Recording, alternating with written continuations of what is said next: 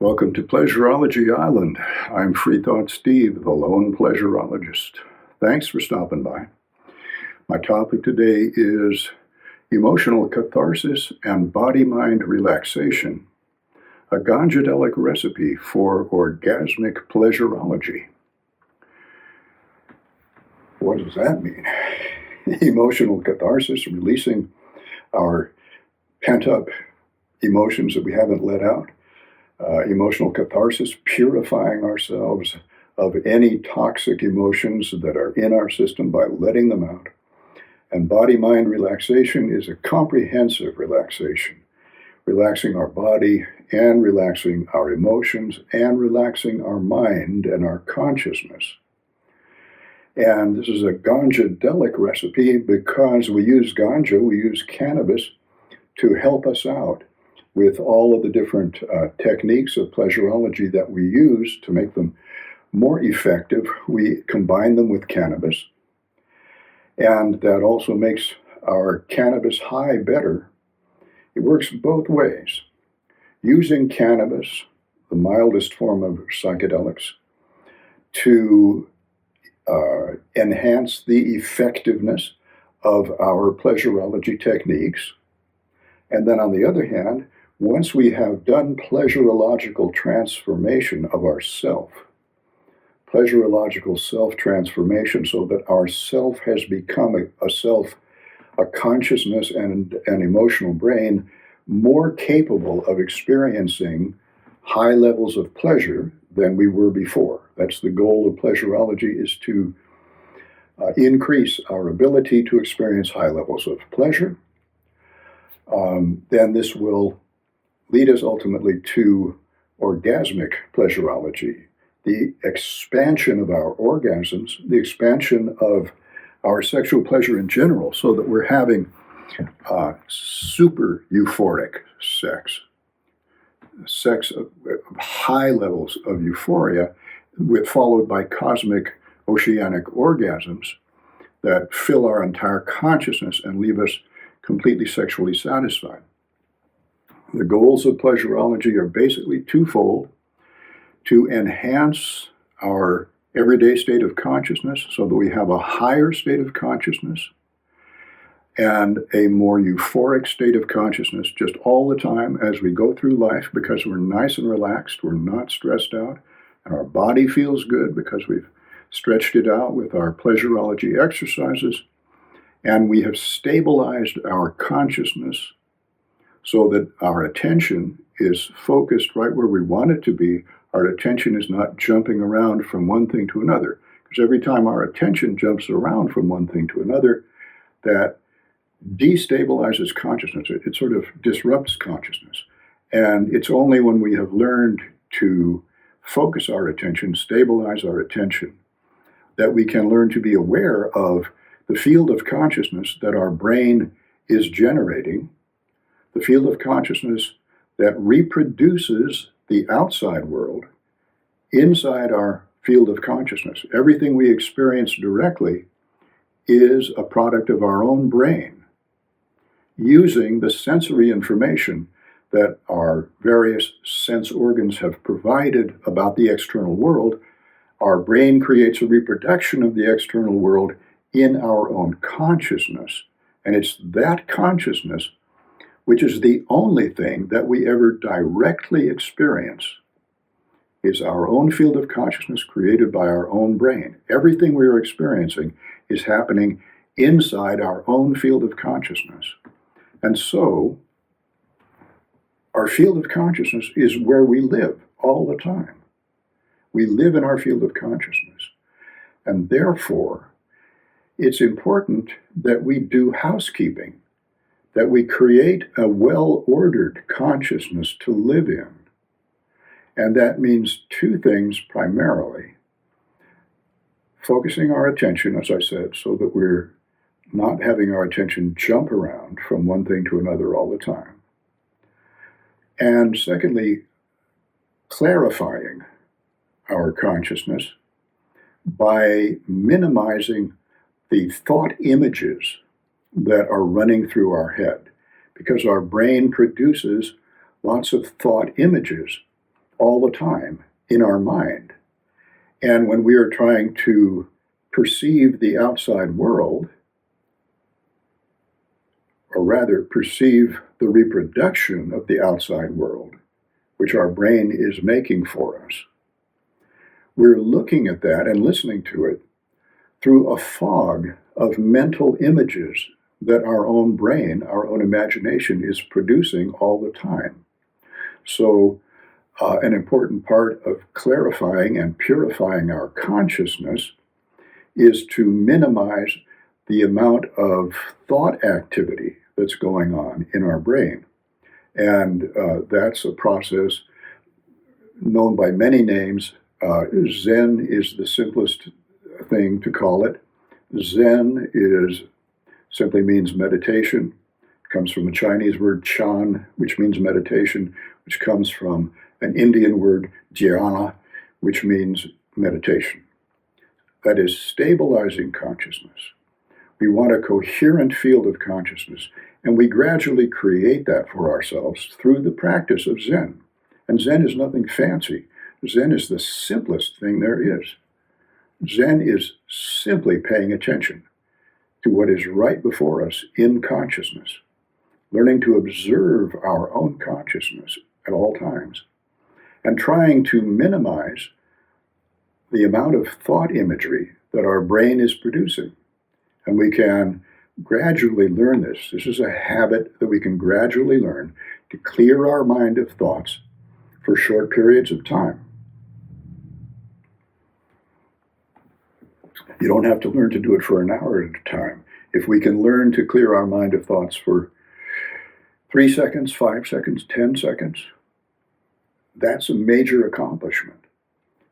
Because that means once we've learned to do that, we can do it anytime we want. We don't have to be doing it constantly. We can allow ourselves to think most of the time.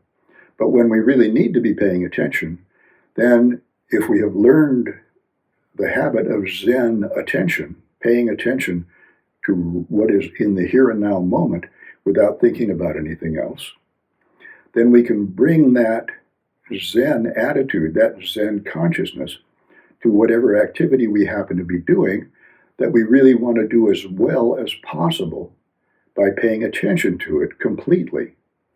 It could be sports. It could be driving.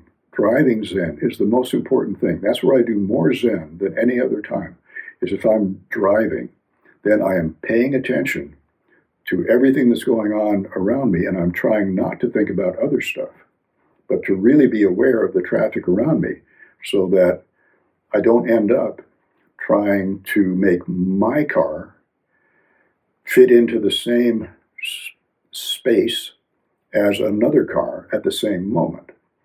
What we're trying to do when we're driving is to keep our car in its own space and not have it be in the same space that another car is trying to occupy at that same moment.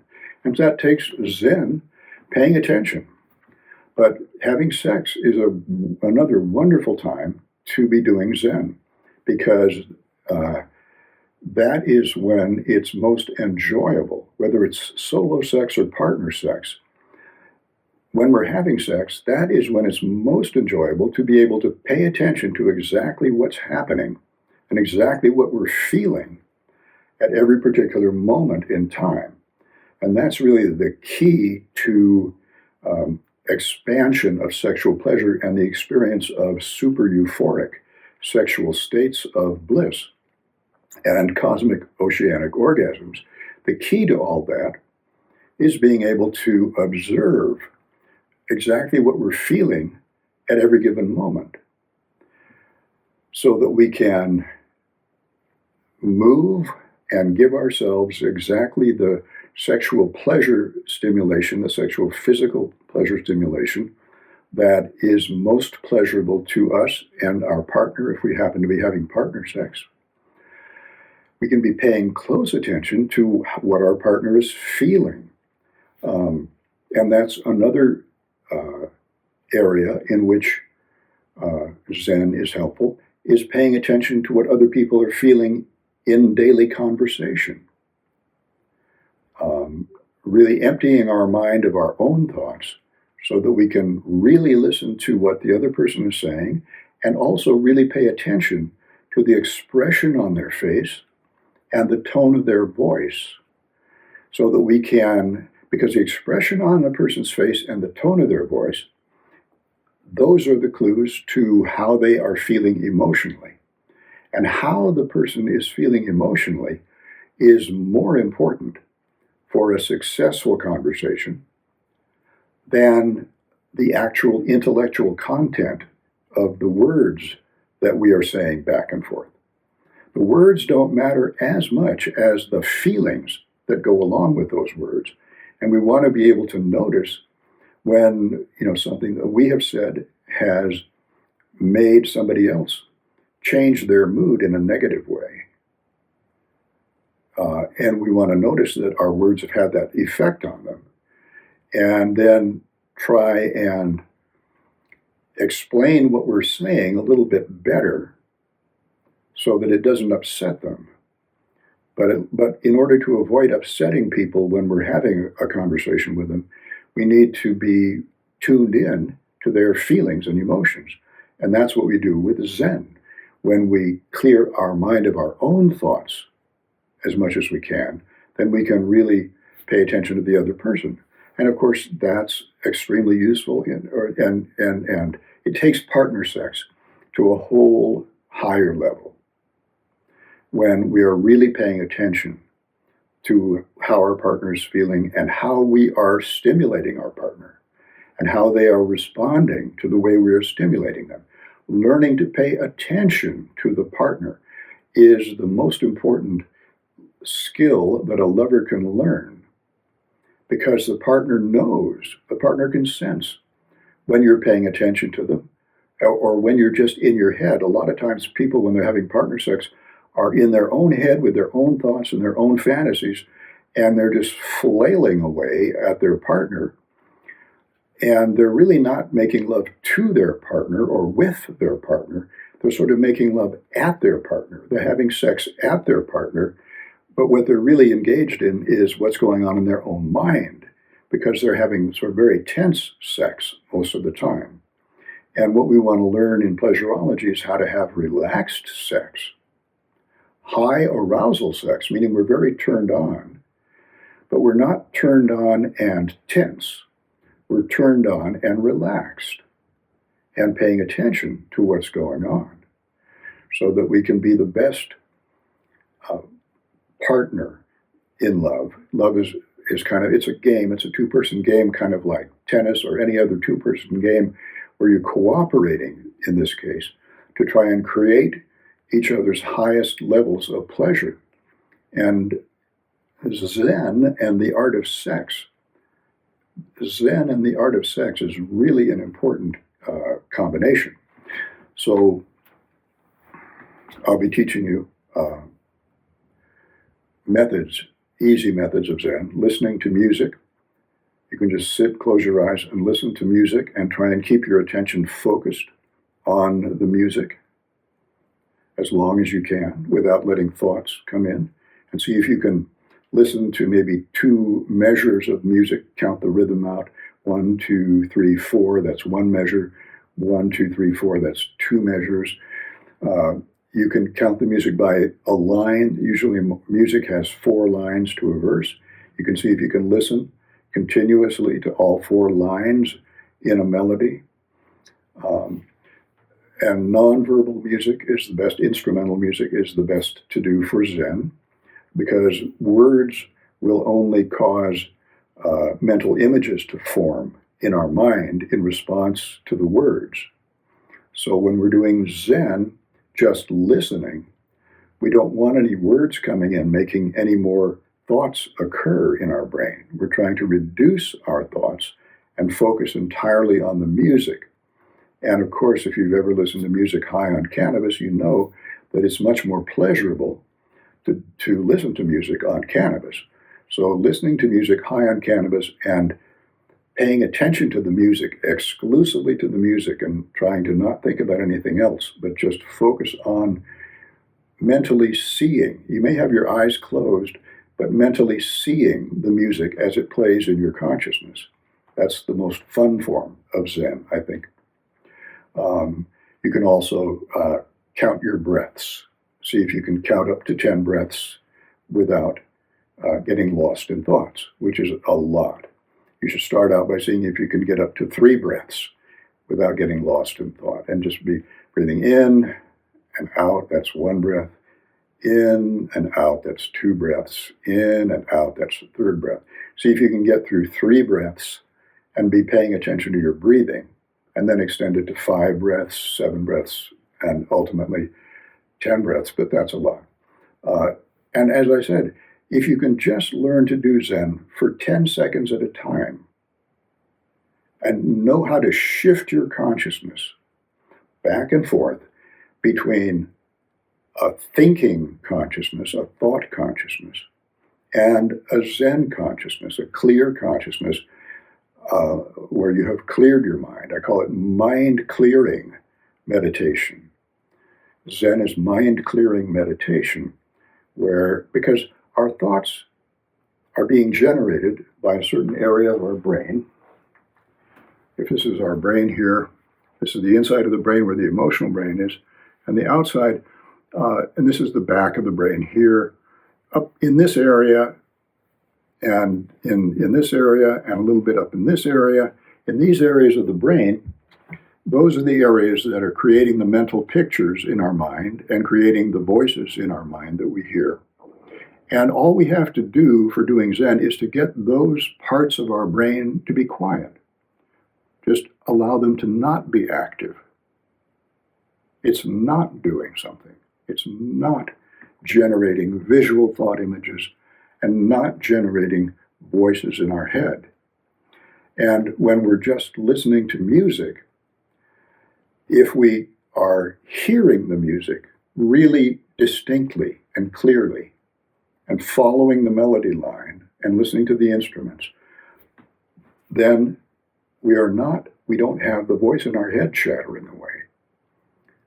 The voice in our head will get in the way of the music if it's going on. But if we're really paying attention to the music, we hear the music the instant that it occurs, we pay attention to it, we can vividly experience and perceive the music without any auditory chatter, without any voices in our head.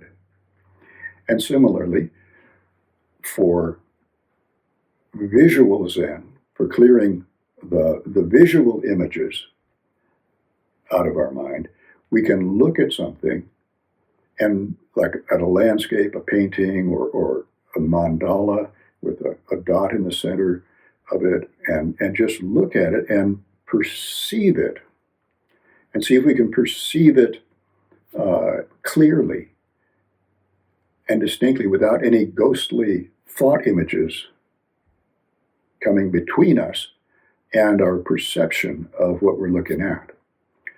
So that's Zen meditation, and this is a process that we do after, when I was doing my pleasurology, it came after I had done catharsis.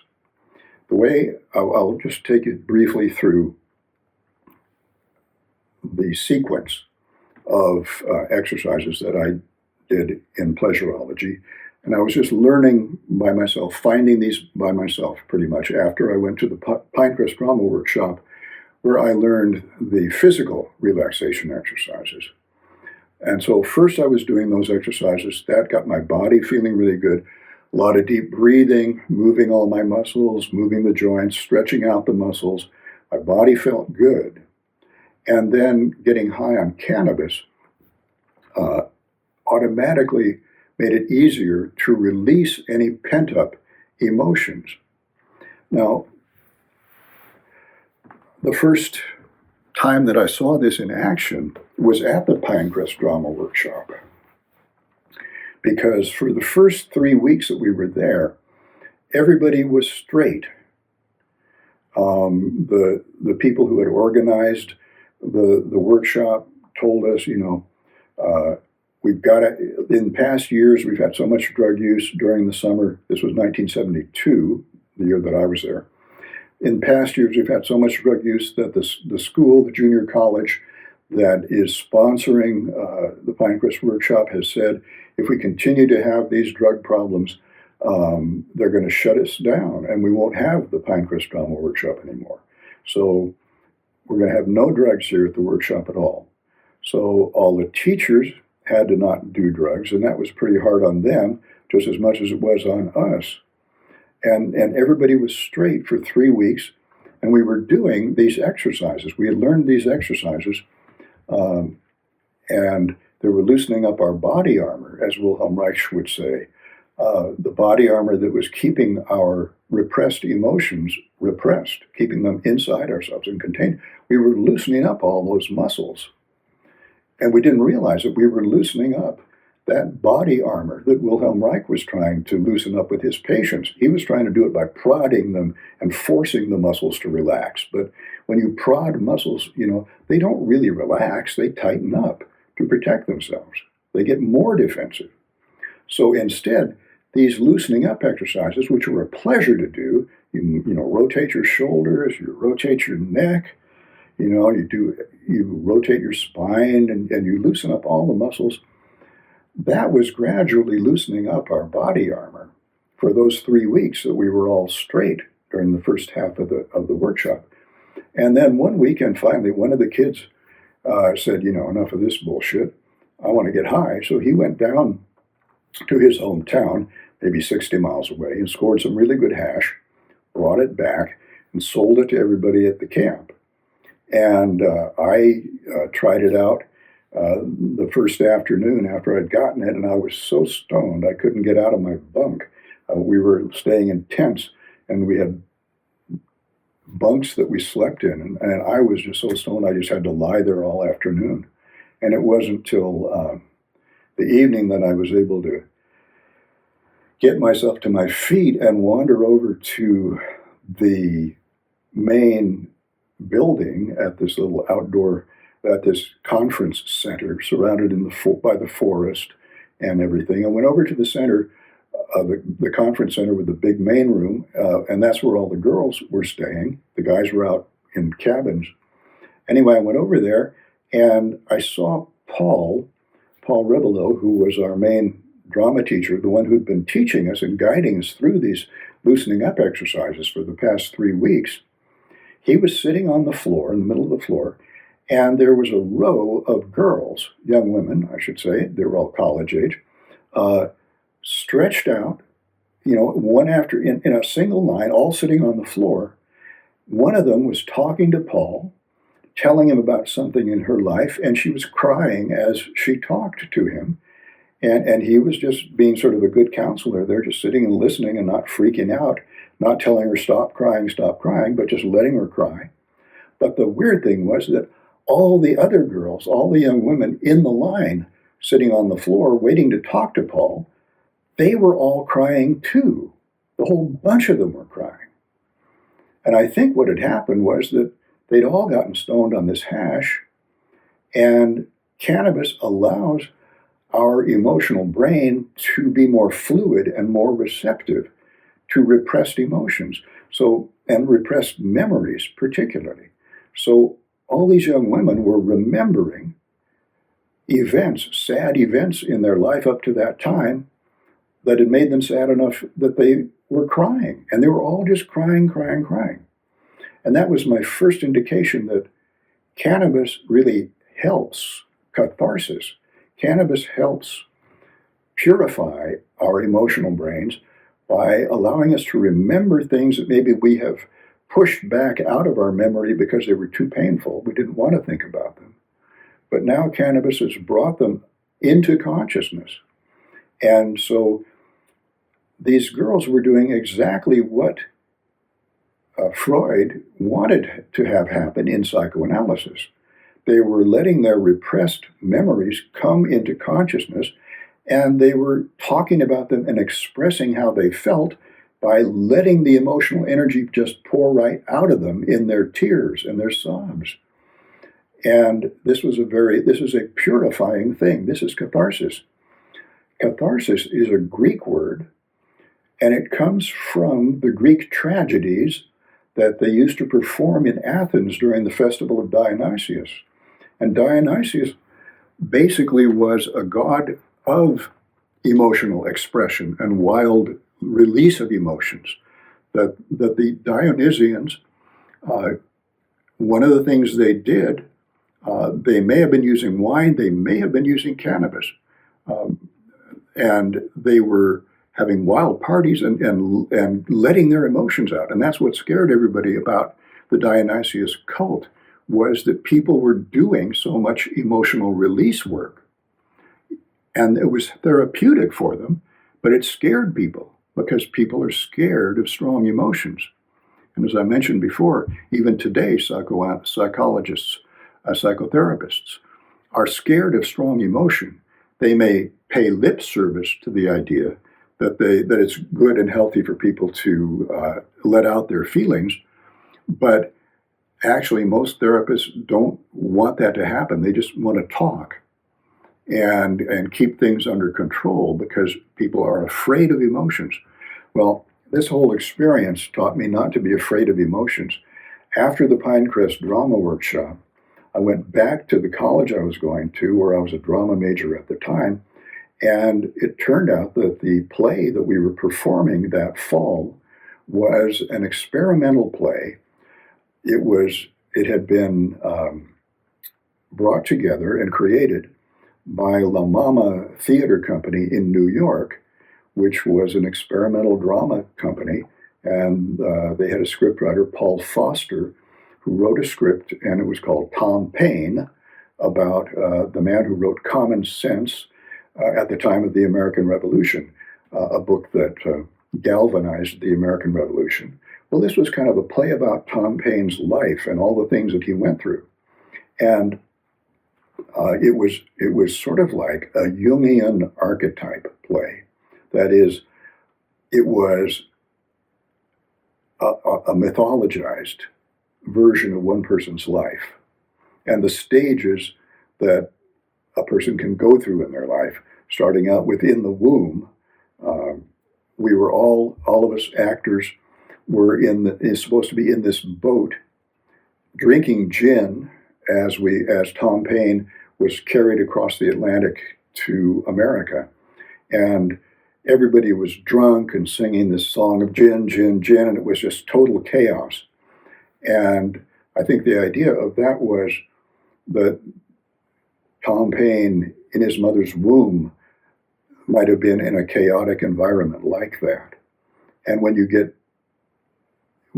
grow up in a chaotic environment, when you gestate into an embryo and a fetus in a chaotic environment, if your mother's drinking gin and living this riotous life, you would come out into the world already messed up.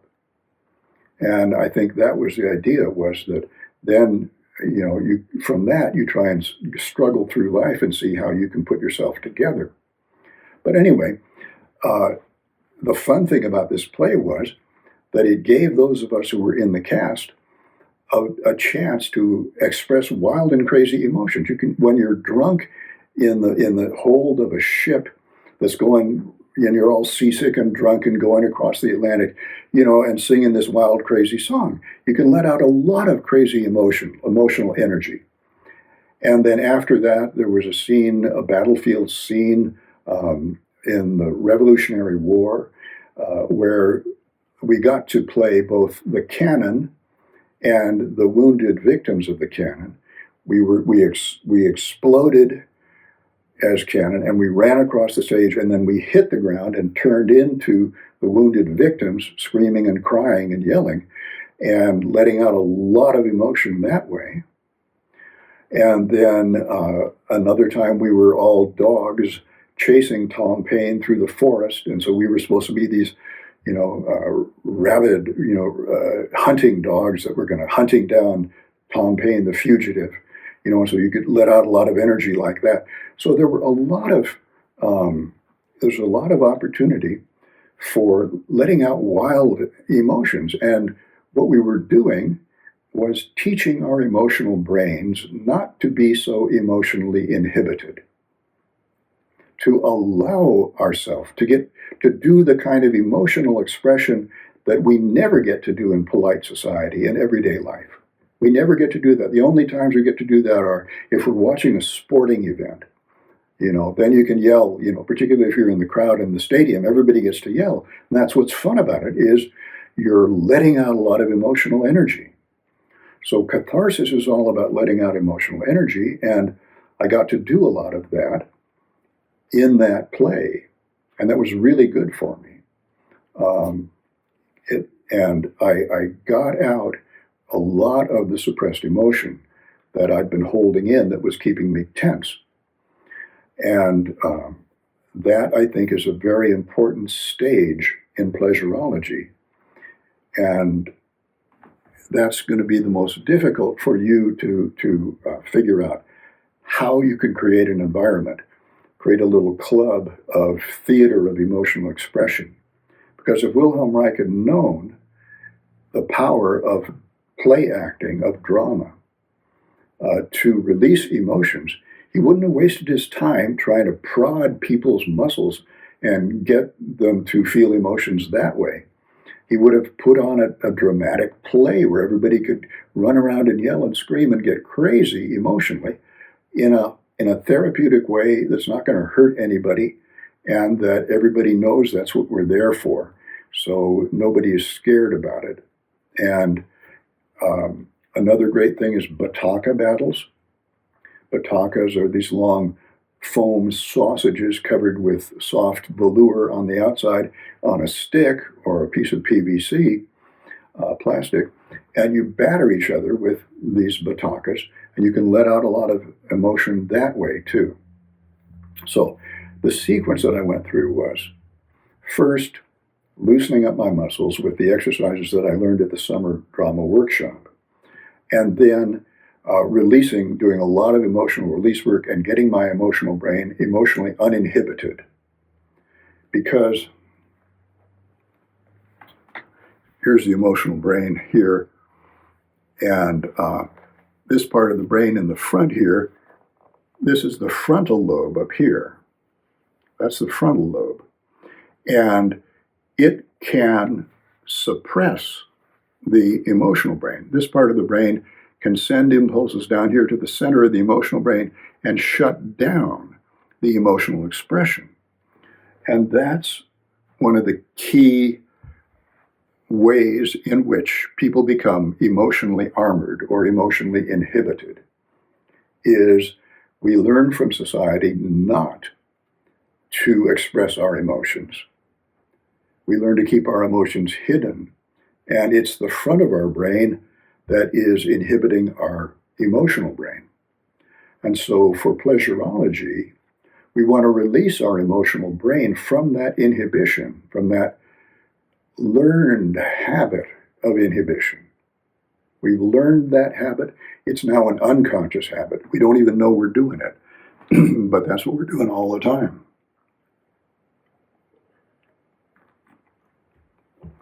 And that's what we need to unlearn as one part, as one sequence, one part of the sequence of pleasurology. First, relaxing our muscles, because that makes it easier for emotions to come up. Then, getting high on cannabis, which energizes our emotional brain, because the concentrations of cannabis receptor sites in the brain, where cannabis can actually act on the neurons, those cannabis receptor sites are all concentrated in the centers of the emotional brain, the most important centers of the emotional brain, all through the brainstem and the emotional brain, all through there, high concentrations of cannabis in the centers that are involved with emotion. So cannabis helps charge up the emotional brain, and it also helps allow forgotten memories, forgotten traumatic memories to come back into consciousness. And we can relive those memories in our mind, and as we relive the memory, our emotional brain responds to the memory that we are visualizing in our consciousness. And our emotional brain will feel a certain emotional response or an emotional charge that goes with the memory.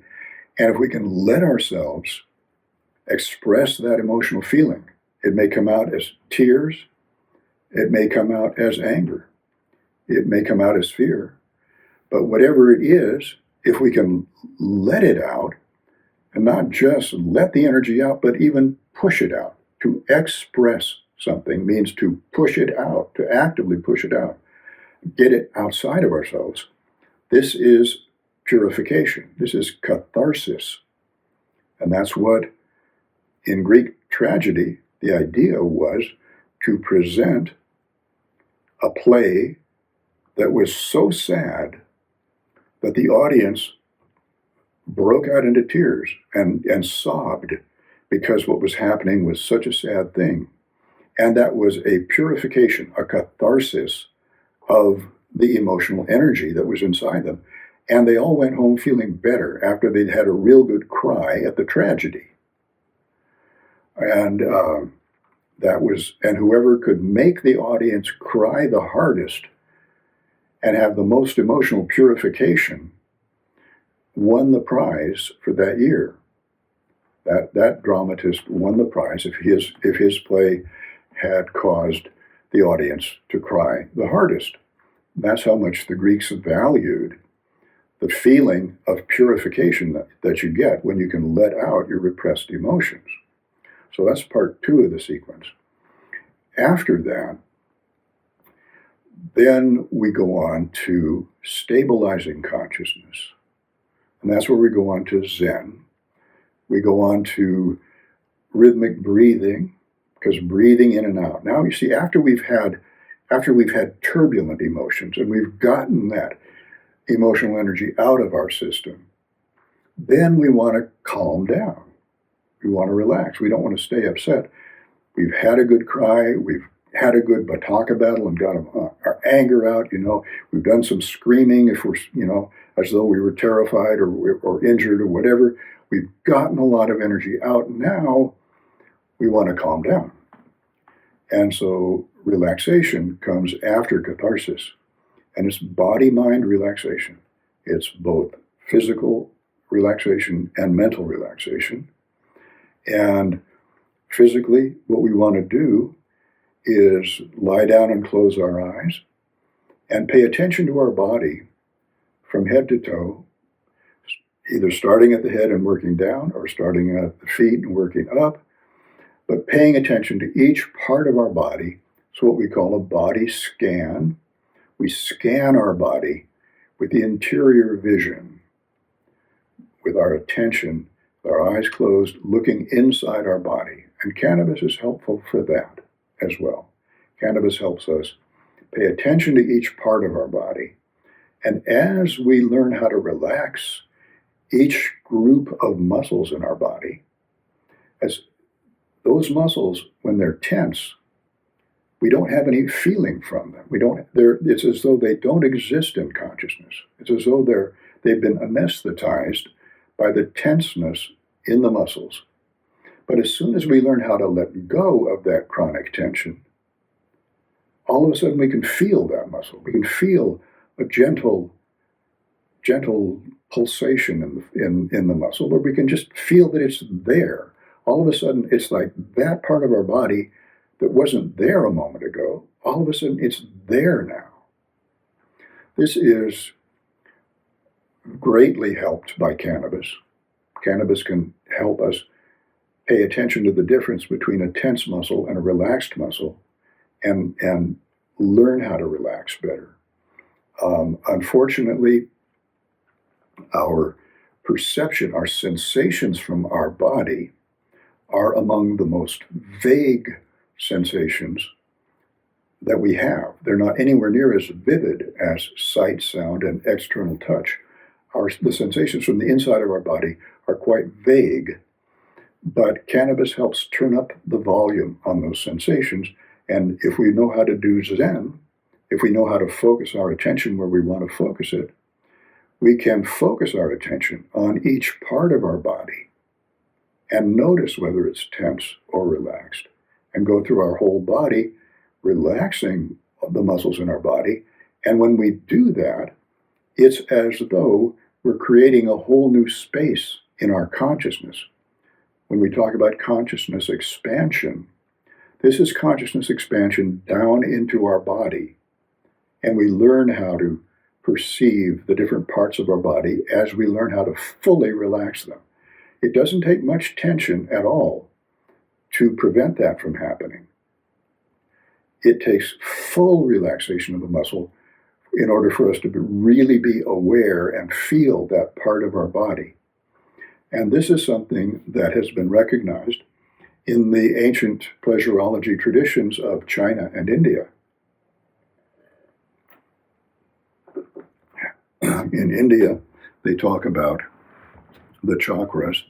Chakras are just different areas of the body where you have a group of muscles that will relax as a unit when you pay attention to them, if you know how to relax them.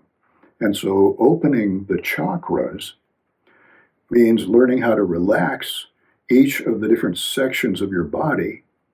And as you relax them, the chakra opens, meaning that you then suddenly are able to perceive that part of your body in a way that you couldn't perceive before. All of a sudden, that part of your body is there. It was kind of missing in consciousness before, but now when we open the chakra by relaxing the muscles, then we can feel that part of our body. And when we have been able to do that for all of the chakras, we've opened up all the chakras in the body just by relaxing the muscles there and paying attention to that area, then we have a unified body, a whole body that is in our consciousness. It is part of our consciousness. Our consciousness has expanded to include our body.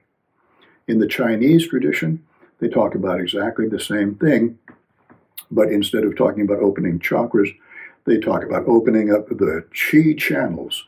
Qi is energy, attention, awareness.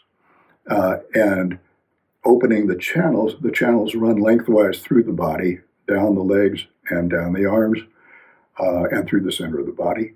Opening up the qi channels so that we have, the Taoists, the ancient meditators in China used to call this creating a jade body. And it means the same thing as what the Indians were talking about with opening the chakras, creating the jade body. The jade body is the body that we can perceive once we have relaxed it and are paying full attention to it. And both India and China were cannabis-using cultures. Cannabis, psychoactive cannabis was selectively bred for in China, and then it spread westward to Central Asia and down into India. And so the ancient pleasurology traditions of both China and India were using cannabis along with these exercises, to create a vivid sensation of the body, proprioception, which is called opening the chakras in India and creating the jade body in China. So that's one part of calming and meditation, is to get our consciousness connected with our body. And that's how we connect the consciousness with the body, is we relax the muscles. And after we've done the relaxation exercises, we lie down in a comfortable position and we pay attention to each of the different areas of our body and connect our consciousness with our body. Intentional proprioception. Proprio means the self. Proprioception is perception of the self. Intentional proprioception is what we do, closing the eyes, relaxing, high on cannabis, relaxed all our muscles, and now we pay attention to our body and to our breathing. And this is one of the most pleasurable exercises that you can do. It's absolutely wonderful to relax high on cannabis and with all your muscles nice and relaxed. Just pay attention to your body, pay attention to your breathing, and minimize your thoughts. That's great. So after we do Zen relaxation, body-mind relaxation, where we're relaxing our body and our consciousness, we have created a consciousness which is coherent, a field of consciousness that has stabilized itself. And we have learned how to be aware of that field of consciousness, which is the main meaning of the word psychedelic. The original word of psychedelic, the original meaning of the word psychedelic. Psyche meaning consciousness, delic meaning manifesting. A psychedelic substance allows us to observe. Manifesting means showing. It helps show our consciousness to us. It allows us to become aware of our consciousness as a thing in and of itself, a consciousness. We're aware that, wow, this is my field of consciousness. I've learned how to keep it stable, because one of the goals of yoga is to bring to an end the modifications of consciousness, for a short period of time, to stop the changes, the fluctuations in consciousness. So consciousness is not always fluctuating, but it's nice and stable. And this is a consciousness called samadhi, where everything adheres together. Consciousness adheres together with itself, and we're aware of that. And it's a blissful state, particularly if we're high on cannabis, and we are able to totally relax, not just our body, but our eyes particularly. I'll show you a bunch of eye exercises. You just follow your hand as it moves around, and you move it in different directions. And you use the other hand, move in different directions. And we have 6 muscles on either side on each of our eyeballs, 6 muscles surrounding each eyeball that turn our eyeball in all different directions. So after we've done these exercises, we have stretched out the muscles surrounding our eyes. And then when we close our eyes, we have our eyelids relaxed. They're not clamped shut. They're slightly open. And both eyes are relaxed. Our eyes cross like that. We're not looking at anything, but the eyeballs just naturally turn inward like that when all the muscles are relaxed. And we let the eyes be totally relaxed like that. And that opens up our consciousness so that we can feel like a dome of space, particularly when we are eliminating thought images. Because anytime we're thinking about something, our eyes will be looking at the mental images that we're thinking about. If we have our eyes closed and our brain is producing mental images, our eyes will actually tense up and look at the mental images, and they won't be completely relaxed. So we have to simultaneously relax our eye muscles and quit producing thought images. And then we can feel this empty dome of consciousness and feel that energy very calm and peaceful. And our emotional brain is nice and calm. We can calm ourselves with a little mantra if we want, safe and calm, peaceful and serene. We can just feel ourselves being very calm. And a thought-free consciousness where our eyes are relaxed and our consciousness is stable and our emotional brain is calm and peaceful. That's samadhi bliss when we're high on cannabis. It feels absolutely wonderful. It's absolutely a fabulous, calm state of euphoria. And once we've learned how to do that, once we've learned how to do this samadhi consciousness, then when we're having sexual activity, we can allow the sexual pleasure energy and the emotional arousal energy to come into a samadhi type consciousness, a stable, calm, thought-free consciousness. And that's what allows us to absorb the surges of emotional energy, emotional turn-on energy that our emotional brain will be sending out into consciousness and into our body whenever the situation gets really sexy. Our emotional brain sends out that surge of high arousal energy, which transforms the physical sensations that we're already feeling from our sex organs. It transforms them so that they are 10 times more pleasurable than they were a moment ago. And all of a sudden, consciousness fills with a cloud of sexual bliss energy because of the combination of emotional arousal and physical arousal. And the natural thing to happen at that point is that bliss energy fills consciousness, and consciousness is completely full of that energy, and it rebounds back down to the orgasm reflex trigger center in the brainstem, the midbrain. Up here is the emotional brain that's generating that pleasurable energy.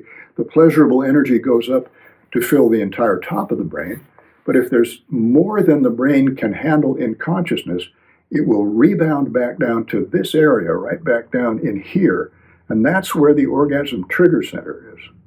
And once the orgasm trigger center has been activated, it will send impulses down the spine to the sex organs, causing the contraction of the muscles in the sex organs. And those contractions will come right back up and into consciousness.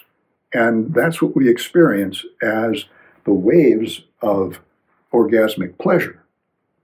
When the orgasm reflex is triggered and the impulses go down to the sex organs to make the sex organs contract, the muscles there contract, and the impulses come back up the spine to the brain and fill consciousness with those wonderful waves of orgasmic pleasure that are different from any other pleasure that we feel and that satisfy. That's the experience that satisfies our sex drive.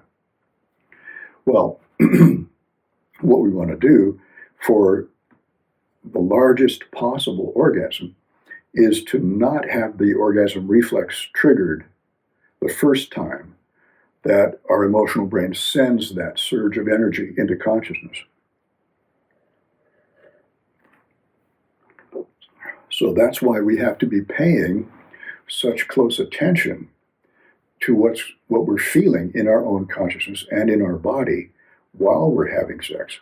We have to be doing Zen in this to be aware of when our emotional brain releases a burst of arousal energy like that transforms the pleasure so that it's so much more pleasurable that our brain, our consciousness fills with sexual bliss.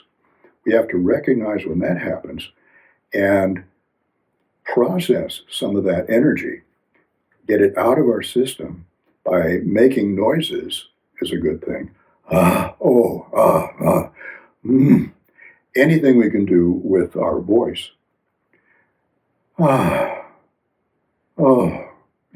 All that kind of stuff. Anything you can do with your voice will process some of that energy and get it out in a way that doesn't fill up consciousness so much that it rebounds back down and triggers the orgasm reflex. The other thing is to just visualize the energy flowing up and out. And we have to try and stop two things. Stop physical movement so that we're not getting any more physical pleasure for a few seconds. And then we have to also try and eliminate any sexy thoughts in our mind. If we're having a particular sexy thought, we have to stop that thought. We have to do Zen and clear our mind of that thought immediately so that it stops turning on our emotional brain. Because our emotional brain will get turned on by whatever we're thinking about, as well as whatever we're doing. So we have to freeze what we're doing for a moment and eliminate our thoughts for a moment, clear our mind of thoughts, until, and then we visualize the boundaries of our consciousness just open. We visualize that there's no ceiling out there and that the bliss energy can flow up as far as it wants to go. Really important to keep the eyes relaxed at that time. Let the energy flow through the eyes up and out. and breathe deeply as well as making noises. And let that energy then subside.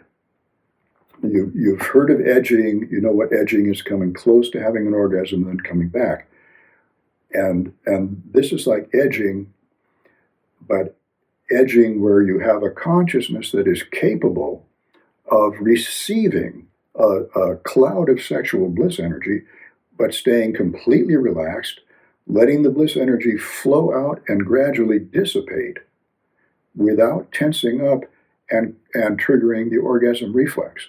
The more tense we are, the quicker the orgasm reflex will be triggered.